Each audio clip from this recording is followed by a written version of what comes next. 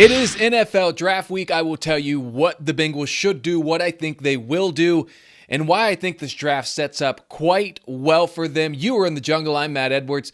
Thanks for hanging in there. I've been off for a little bit now, had some stuff going on that was more important than the podcast. That's mostly taken care of, and it's draft week, so I had to come back. Glad to be digging into things again all across the NFL, and especially with the Bengals. They've got picks. They've got 6 draft picks. They start with 17 on Thursday night, or do they? Duke Tobin dropping a little nugget regarding that the other day. They've got 49. They've got 81. Just 6 picks. And they've got more holes than that they would like to upgrade at. So we'll see what they can do. Appreciate everyone tuning in, whether you're here for the podcast, whether you're here on YouTube, however you are doing it. I'm glad you're here, and I'll do my best to get you to stick around. So, when I was in college, I used to really get into the draft. I would do the mocks. I loved it. It's gotten a little more difficult as the rookie wage scale has changed, as trades have become more common. And oh, by the way, I have a wife and a daughter, and they kind of take up those extra few hours at night I used to have. But at any rate, I still love jumping into this stuff. Every year I kind of tell myself like, we're not going to know much about these guys for a while anyways. I'm not going to dive into it. And then we're like 2 weeks away and I start to get the itch. I start to go insane. So I'm happy to be talking about it today. And where I want to start is with what I think the Bengals kind of should go after. And I heard Daniel Jeremiah, if you listen to him, NFL Network, former NFL scout, one of the best draft minds out there. I heard him say there are a lot of a lot of starters in this draft, but not a lot of stars. And I think that sets up well for the Bengals. The Bengals don't need stars, right? They've got plenty of stars. I don't need to name them. You knew who they are. They basically wear number 9 and number 1, and then there's a bunch of others that could be stars and would be stars on other teams, but the Bengals are good on stars. Starters, on the other hand, yeah, the Bengals have starters, but it's more like starters because they have to start someone. So they need to upgrade in a lot of spots. The Bengals, I got my red shirt on. If you're watching on YouTube, this thing's pretty sick. It's one of the few cool things I own. And the Bengals don't need to hit a home run this draft. They've got home runs. They just got to get on base, man. They got to hit doubles. They got to hit singles. They need hits, but they cannot strike out. You cannot take a guy with those first 3 picks I mentioned, 17, 49, 81. If you have a guy who's only a rotational defensive end 2 years from now, but he gets in there and gets you 4.5 sacks a year, that's fine. You cannot have a guy. A few years ago, they took Zach Carter in round 3, cut him before this year. We know about Jermaine Burton last year, and look, the jury's still out on him, but they're not liking what they see. You cannot strike out with those first 3 picks, really the first 4 picks in the draft this year. The Bengals have a lot of talent up top. We know what it is. The Bengals do not need to hit a home run. They need singles. They need doubles. They don't even need all pros. They don't need pro bowlers. They just need guys who you start and you don't worry about. They don't need another Trey Hendrickson. They could really use another Sam Hubbard. They don't need another DJ Reader. They could really use another BJ Hill. Don't get me wrong. You'd love to have 2 DJ Readers. You'd love to have another Geno Atkins. You'd love to have another Trey Hendrickson. Hopefully even get one this year. But you don't need those things for this Bengals team to make a Super Bowl run. What you need are guys you can put in there who aren't going to get pushed around, who are going to be able to stay on the field, who you don't have to worry about them getting kicked out of their apartment during the season. All right? You need guys who can come in and be pros. Look at this stretch from 2018 to 2020. I look back at this. We were in the golden age, baby. And I'll tell you maybe why that was here in a second. From 2018 to 2020, in round 3, in back-to-back-to-back years, they go Logan Wilson, Jermaine Pratt, and Sam Hubbard. Those are more of what you want. None of them ever broke the bank. Wilson and Hubbard deservingly got nice contracts. I think Jermaine Pratt, who has requested a trade, by the way, what was he, 2 years, $20 million a couple years ago, or last year, whatever it was. Starters, quality starters. Now, Pratt didn't have his best year last year, kind of forgot how to tackle at times, but if you can get, that was 2019, you got 5 good years out of him. If you can get more guys like that, you don't need to go for a grand slam with Jermaine Burton in round 3. You need to find guys who you can put on the field and won't be a headache. And by the way, in those same years, they picked up T. Higgins and Jesse Bates in round 2. So they did all right in those areas after day 1. We talk a ton about day 1, but really for the Bengals, outside of Burrow and Chase, the guys they've got on day 2 and even day 3 have been a little more impactful. And look, I realize it's easier said than done. It's easy to sit here and say, well, just go draft guys that are quality starters. I get that it's easy to do that, but the Bengals have taken too many big swings that just did not work out, or too many swings at pitches that were way outside of the strike zone to begin with. Can you tell I've been enjoying the Reds this season? All right. You got grand slams on the roster. That's what I'm saying. You need singles. You need doubles. You can't strike out. Simple as that for me. I haven't even named any actual draft prospects yet. We've got to see them go in a direction where they get guys who aren't going to be an issue, right? No more Jackson Carmens. Jermaine Burton, I hope he turns out great. Not feeling good about it.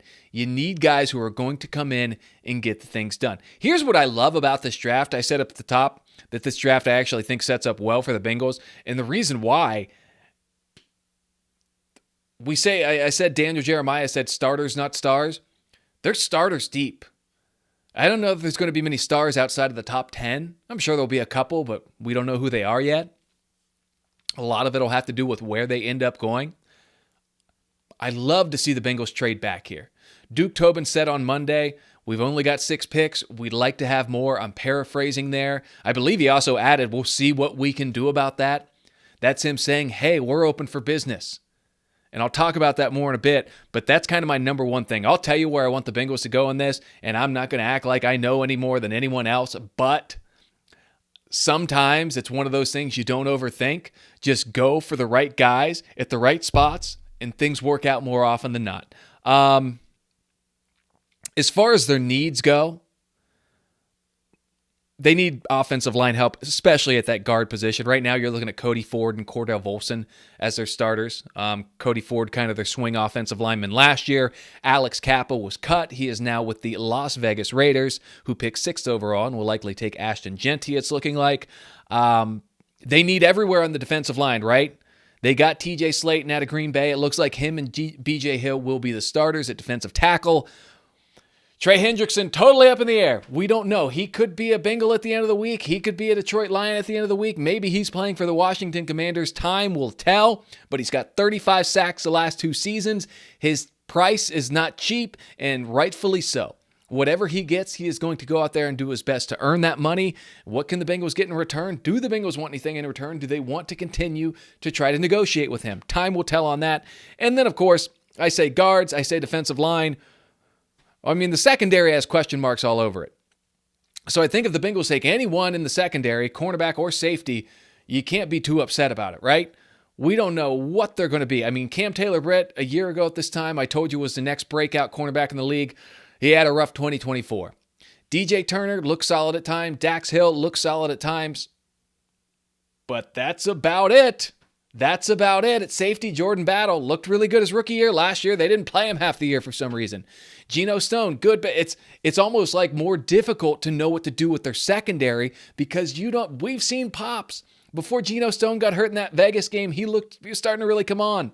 Jordan Battle, rookie year, looked like a steal in the 3rd round. Still could be. I believe he still could be. Same for Cam Taylor-Britt. 2nd round pick. Wow, did he look awesome for a few years. I thought they were going to have to give him a big contract this offseason. He said the other day when he talked to local reporters, I saw Charlie Clifford at WLWT say, he said he had to work on his confidence. I thought that was the reason last year. You can't tell me a guy just drops off like that. Dax Hill, starting to flash, got hurt. Those are all high draft picks, by the way. Those are all guys you cannot strike out on, and you haven't struck out on, but right now it's just a single for all those guys. Cam Taylor-Britt is looking like a triple there for a minute. Dax Hill never really looked more like a single. DJ Turner never really looked more like a single. Jordan Battle, he was looking pretty sharp. Double, maybe a triple. Then last year happened, and it's like we don't play him for some reason. So what will those guys be? Let's hope Al Golden, the new defensive coordinator from Notre Dame, can come over, put those guys in position to succeed, and we'll go from there. But those are the spots. So you can take anyone in the secondary because right now the guys who are there have not done enough to show you, yeah, we're good here. We're good here in the secondary. No, you're not. In guard, it's not even a question. It's just the Bengals will take one, maybe more than one, but when do they do it? So we'll see what happens. And I talked about this last year, and it kind of goes hand in hand with what I just said about the secondary. Last year, they hoped a lot of things would work out, And they simply didn't. They simply didn't. Sheldon Rankins, you brought him in, didn't work out, right? Along the offensive line, we've seen them bring in a veteran tackle every year. Has yet to really work out. You took Jermaine Burton in the third round, hoping he could maybe, and I mean, this is water under the bridge now because T. Higgins is re-signed, and that's great. But I think when the Bengals took Jermaine Burton last year, they were saying, well, if this guy can pan out and get his act together, then we don't need to give T. Higgins all this money. Well, didn't work out. So the Bengals hoped that a lot of things would work out last year. They hoped that Dax Hill could convert to corner and be fine. They hoped that Geno Stone and Von Bell would play safety. Didn't really work out all that well. They hoped for a lot of things. They're going to have to do a little more of that this year. They're going to have to hope that some of these rookies can play. They're going to have to hope that they get a guy in the second round, first round, third round, whatever it is, who can be a contributor from the get-go. And that kind of goes hand in hand with what I just said about the secondary. A lot of hope there. I mean, really, the ceiling for all those guys in the secondary I just mentioned, pretty high. Very high. They're all first day 2 picks. And we've seen all of them pop at times. But at the same time, we've seen their floor too, and it's looked ugly. So this is a position they're in. They've got holes to fill. What are they going to do about it? It's so stupid for me to even say this out loud. You want to get as much of a sure thing as you can in the draft. These are 21-year-olds or 22-year-olds. I was dumber than most of these guys at that age. I can promise you that. But you have to ask yourself, how close can we come to getting a guy who's mature? You look at Amarius Mims last year. My God. I mean, has he been awesome so far? He's everything you want. You look at guys they've taken in the past. If you can get a guy in round 3, I was going to get into this later, but I'll get into it now. More Amarius Mims types. More guys who are adults. I mean, even Myles Murphy. I know he hasn't quite popped yet, and we'll get more on him in a minute, but give me adults in the room. If you've got a guy who can contribute at a C+, B- level, never a Pro Bowler, never an All-Pro, but if you've got a guy who can be a solid starter at a B- level, he's not going to get torn up every single week. In round 3, round 4, I'd rather have that than the guy with the A upside who you don't know if he's going to show up to practice every week. You don't know if he's going to be tweeted about on a Sunday morning because he got in a drunken fight on a Saturday night. You'd want the Bengals don't need to take the risks anymore. They're not down 5 runs in the 9th. They're right there. They're one swing away from being in the thick of it. I mean, every game last year, Bengals only lost 1 game last year by 2 scores, and that was to the eventual Super Bowl champions. And even that game just got out of hand at the end. They're right there. You don't need to go crazy here. And that kind of takes me to what I want to talk about. Don't take risks. I know I've said Jermaine Burton's name 5 times already. Jermaine, I hope the best for you as a human, as a football player. I really do. But right now, it doesn't seem like that's going to work out. You don't need to go after. I mean, the Bengals have taken a lot of risks. They did it with Chris Henry. They did it with Odell Thurman, Jerome Simpson, Jackson Carman. There were questions about him that I knew about, and I don't even work in the market anymore. Now, those guys all have different character concerns, some far more serious than others, all obviously.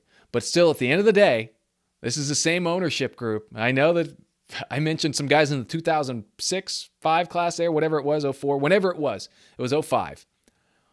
But at any rate, it's kind of been the Bengals' MO for that long, hasn't it? They've kind of taken some risks, and more often, it hasn't worked out. I say draft captains. I went back and looked at this. In 2020, in the Joe Burrow draft, they drafted 7 guys. 6 of them were captains. The other was a fella named T. Higgins. He went on to do all right and will continue to do so. I'm kind of over just give me the high character, talent over the high talent, character, right? I want the guy who's going to give you the great character with the solid talent. Maybe a bit of a slow burn. Maybe he doesn't become the guy you want him to until the middle of his sophomore year. Maybe he's not popping in third quarter of a preseason game. But he's doing the right things off the field so that when his number's called, you know he's going to be there. You know he's going to give everything he's got. There might not be a great prospect because it's really not.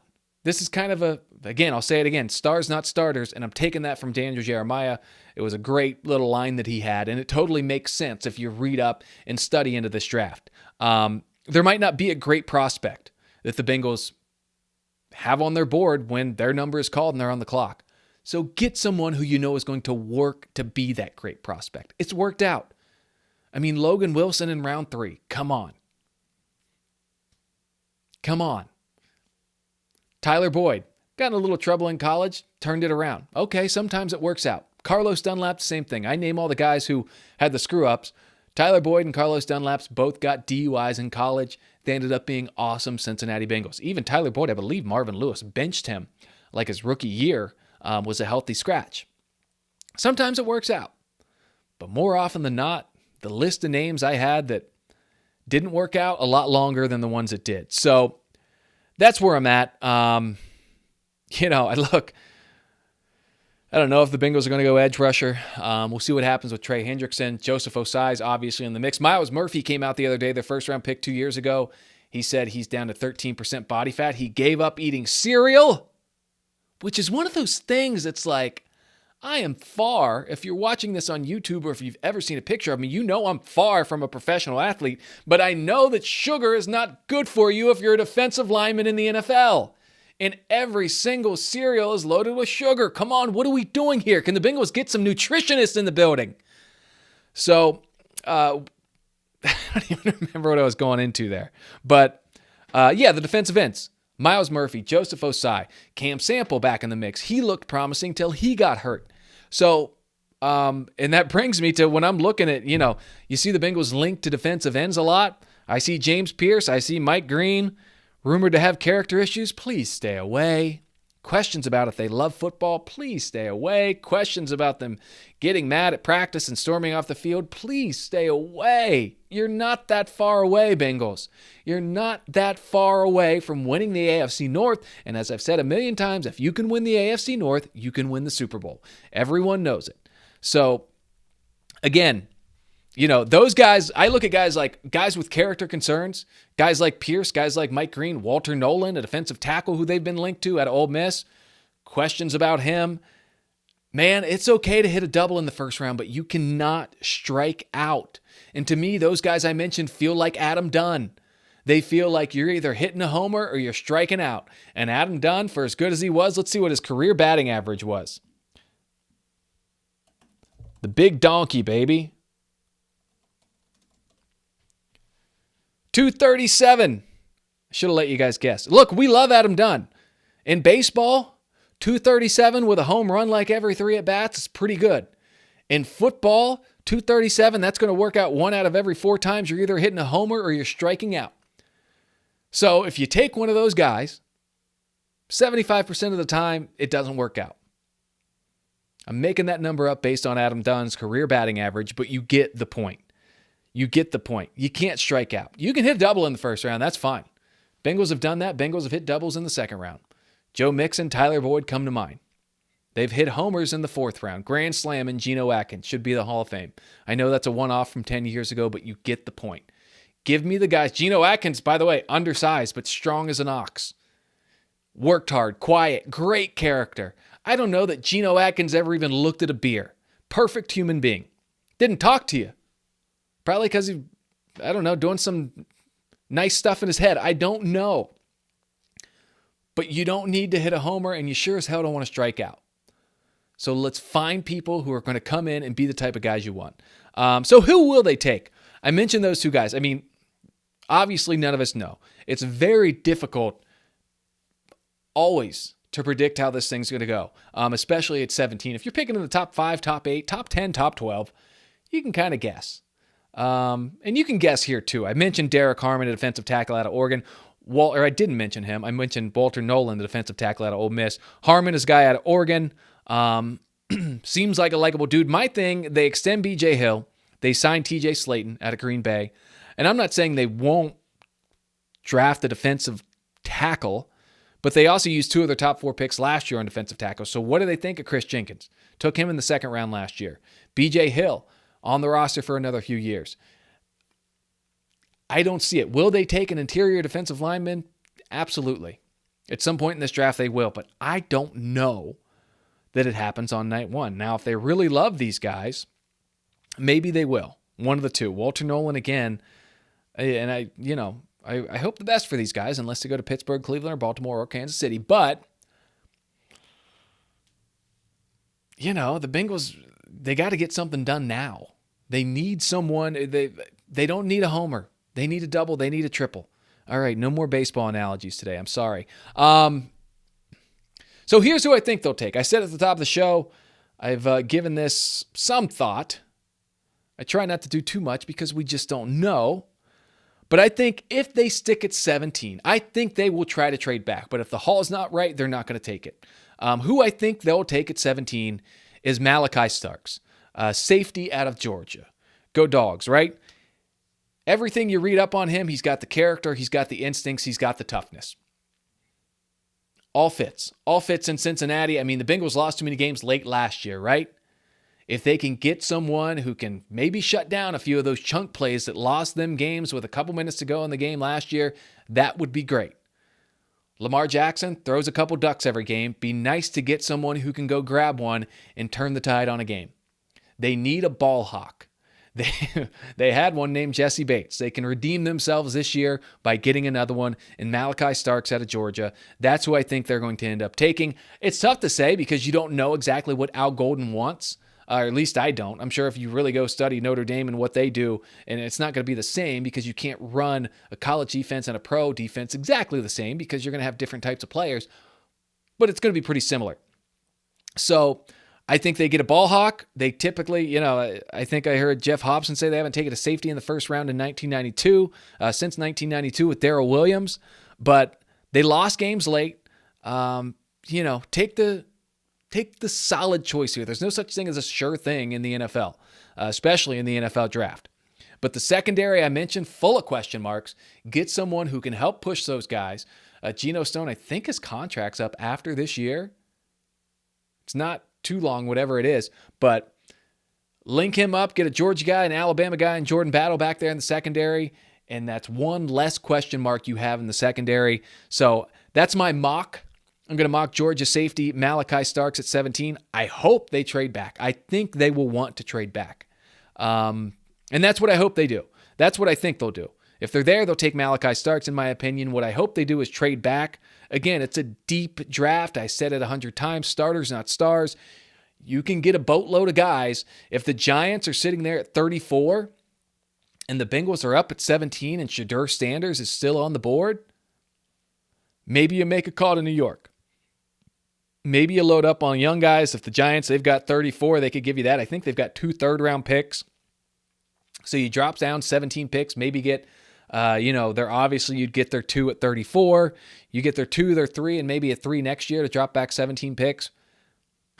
Wouldn't be bad. So I'd love to see them load up. Again, this is a draft where I don't know that there's a big difference in the 19th best guy and the 38th best guy. So the more guys you can get, the more guys you can get in the room, the more guys who have an opportunity to help the Cincinnati Bengals win a Super Bowl, which is what I would like for them to do. I don't know if I've mentioned that before, but I'm hoping that they win more games. So that would be cool. So that's what I got for you. I hope they trade back. I think they will try to trade back. If they stick at 17, I'm going to say they take Malachi Starks. So some quick hits we'll get into before I wrap this sucker up. I hope I've made sense. Been off for a while. You get a little rusty, You think, I can just get up here and talk Bengals by myself for half an hour straight. It's been 24 minutes. But you get a little rusty when you've just been doing it mentally and not out loud. You need a drink. And it's 11 o'clock on a Tuesday, so it's got to be a water drink. Anyways, here's the things I wrote down for quick hits. Miles Murphy saying all the right things.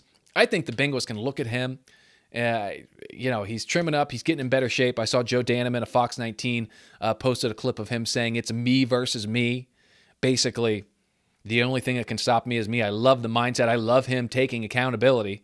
It'd be easy for him to be in year 3 and say, well, the Bengals are failing me and I'm not putting in position. No bitching and moaning from a boy, Miles Murphy. I've become a big fan of him because he continues to do the right things as far as saying, hey, I got to do it. It's on me. I love that.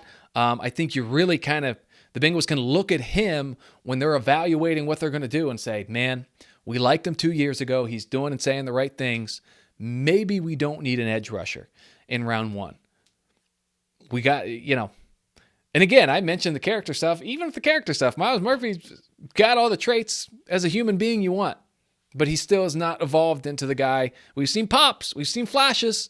Preseason last year, I think I said it on Twitter, he was clearly the best player on the field against the twos. But the AFC North doesn't start the twos, they start the ones, so he's got to step it up. He seems like he's doing all the things to do that. Number 2 on the quick hits list, Trey Hendrickson. Don't even know, man. Don't know. I really have no idea what the Bengals are going to do. There's a lot of speculation out there. Again, do the Lions want to trade number 28 for Trey Hendrickson? Do the Bengals want to trade Trey Hendrickson for number 28 overall? Don't know. I would think if you're a team like Detroit, like Washington, you'd be willing to give up something good because your window is now. So find out what happens. Zach Taylor, I believe on Monday, just said no updates. So we'll see. We could see him traded. I mean, it's kind of a win-win for the Bengals. The Bengals need to stockpile guys. If they don't, they get him back, hopefully. I don't know, figure something out. They said they're trying. And he's pretty dang good, as we know. Guy who will be back, number 3, Zach Moss. The Bengals bring back the running back they signed as a free agent last year, reworked a 1-year deal, had that neck injury, and it looks like he'll be good to go. So now you got Chase Brown, Samaje Perine, and Zach Moss. They brought in, I think, Quinshon Judkins from Ohio State for a visit. Maybe they go running back. I don't know. In round 2, round 3, we'll see. So, but that was, kind of one of those, you don't really expect any minor contract restructures on draft week, but the Bengals did it with Zach Moss. So, and then things are looking good on the stadium front. I don't think they were ever not going to, but, it was just kind of like, I don't know.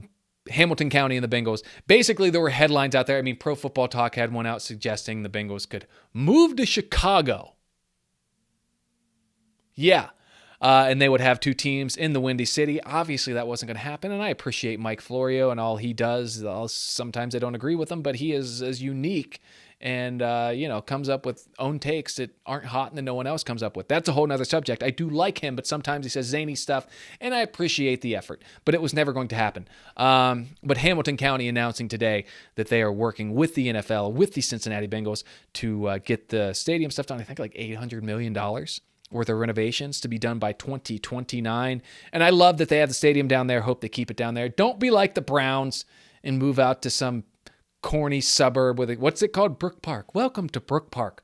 What a lame name for a stadium site for a Browns franchise that prides itself on fans who chew on bones during the game blacked out drunk. Sad, very unfortunate. I don't want to see Cincinnati do that. Keep it right there. Keep it at the Banks. The city has done a great job of putting the Banks right there with Paycor here and Great American Ballpark here. And it's perfect. It's a perfect setup.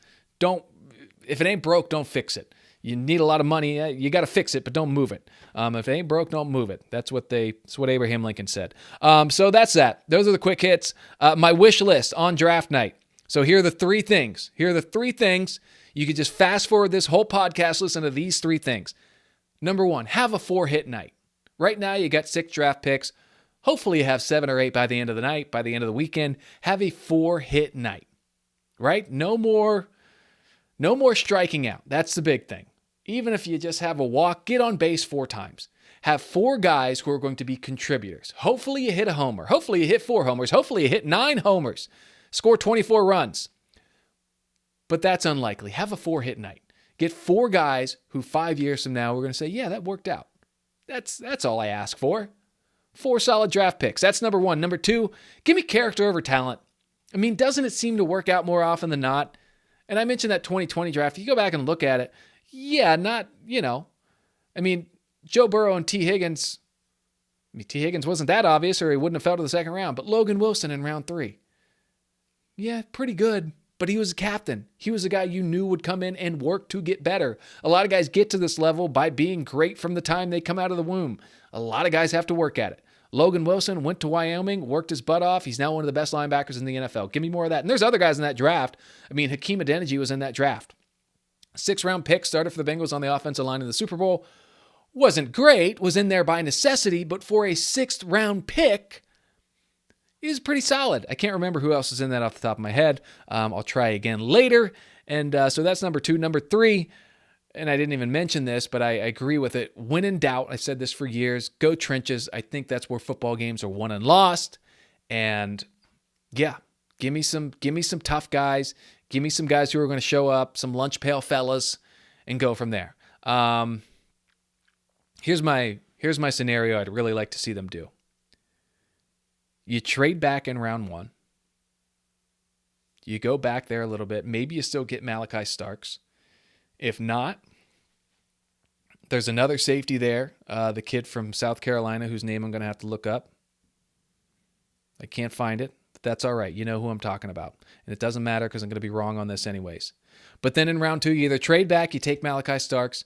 Round 2, Jack Sawyer, Ohio State, defensive end. I mean, just make Sam Hubbard 10 years younger. They're not exactly the same. Jack's a lot more stout. Like Sam packed on some pounds to play at the NFL level. Jack's bigger and stronger than Sam was at that point. Round 3, give me your best offensive lineman on the board. Round 4, give me Cody Simon, the Ohio State linebacker, wore the block O. Can you tell where I went to college?